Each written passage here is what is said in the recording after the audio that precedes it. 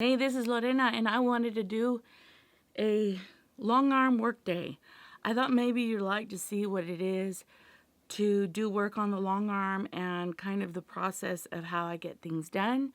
So yeah, I hope you like watching this. One of the things I do when I'm working on the long arm is I use another day to sew my leaders to the back. I do not pin because you get pinned when you're working, you ruin your garments, they hurt bad, and when you're leaning over, especially at the end of the quilt, you get pinned a lot, and I just can't. So I sew with a basting stitch on my sewing machine. It's a number 6, and I also numbered my leaders.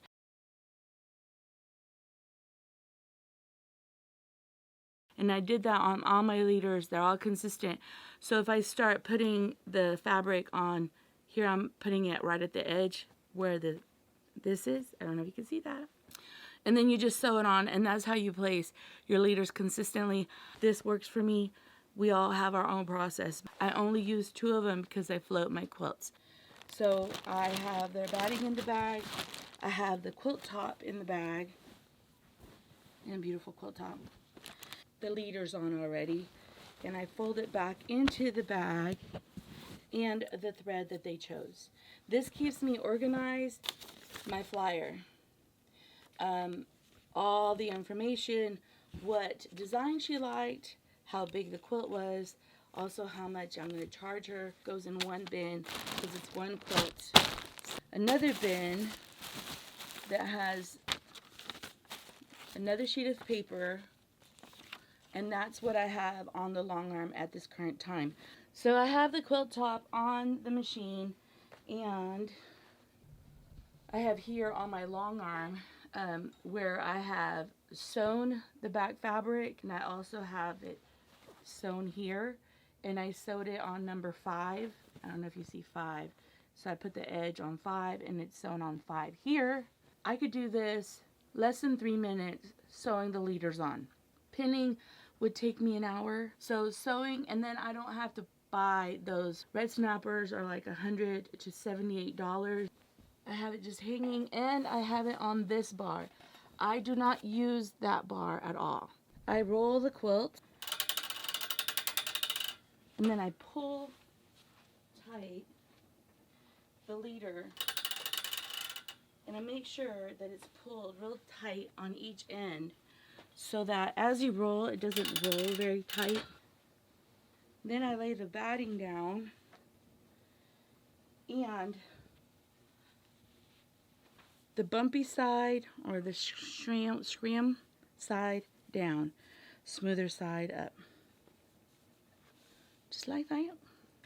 Now I tend to like to measure my quilt tops, the top and bottom, the right and left, and the reason is I want to know if this quilt is square. And this is one of the easiest ways to know. It is 63 on this side. That means I already know that this quilt is going to be somewhat wavy. So I've gotten into a habit now that I measure the quilts because I want to know what I'm getting into before I start. I give myself 2 inches from the edge of the fabric, so I have something to grip. Then I do a basting stitch. If the fabric is kind of wonky or shifty, I push down. And I try to baste as straight as I can, but sometimes that doesn't work. Another thing I do is I oil my machine in every oil spot that needs to be oiled, and I clean the bobbin and make sure that there's no lint left over from a job that I did previous. And then I go ahead and I wind about 5 bobbins for each job because I don't want to stop and wind bobbins.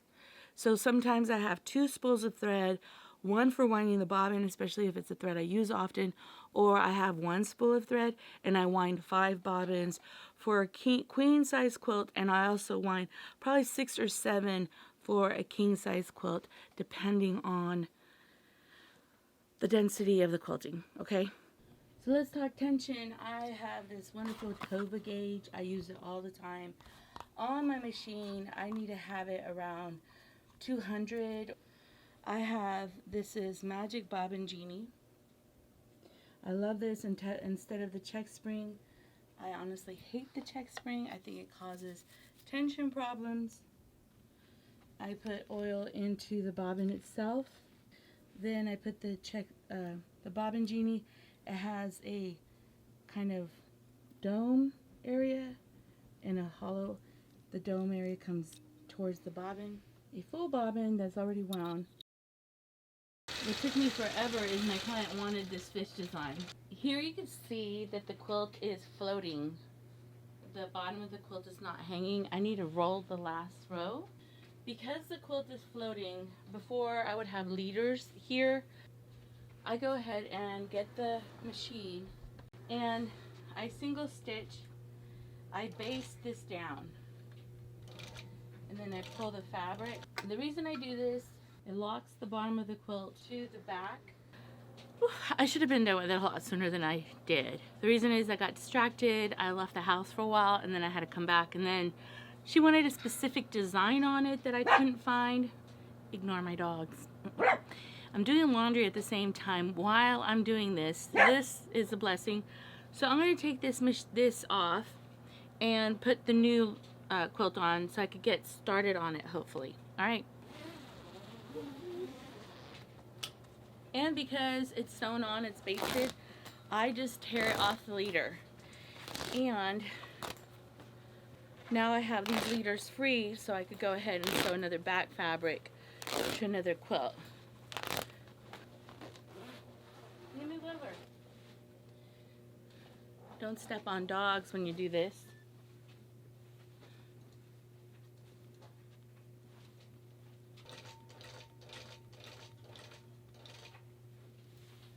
As the long arm quilting, I go ahead and put the leaders on another quilt.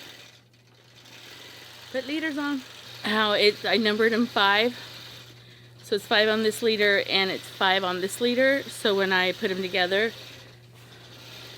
they're sewed on the same spot. Getting this one ready to long arm too. All right, I got the quilt trimmed. Anything that belongs to the client, like fabric, goes into the bin. Then I fold the quilt. I already trimmed it, squared it, and it goes into the bin. Then I put it away.